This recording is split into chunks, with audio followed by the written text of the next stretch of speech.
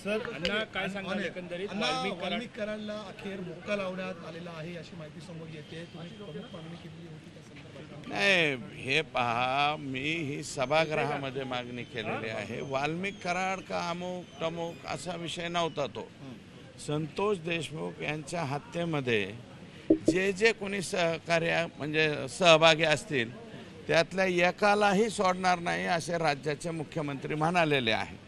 आणि याच्यामध्ये पोलिसांनी एसआयटीनी जे काय काम केलेलं आहे त्यानुसार जे जे फर्दर आता डेव्हलपमेंट आहे त्याप्रमाणे माननीय कोर्ट जे आहे त्या बाबतीमध्ये ऑर्डर करते। याच्यामध्ये ह्यांनी मागणी केली त्यांनी मागणी केली किंवा काही याचा विषयच नाही।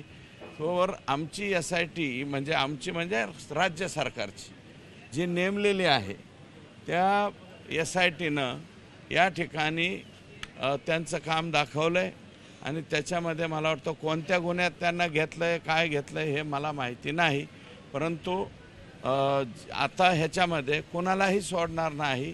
कायद्याच्या कचाट्यात जे जे सापडतील ते कायद्याच्या अंतर्गत येतील। प्रामुख्याने सगळेजण सापडत आले तसं म्हणायचं का? प्रामुख्याने सगळेजण सापडत आले तसं म्हणायचं का?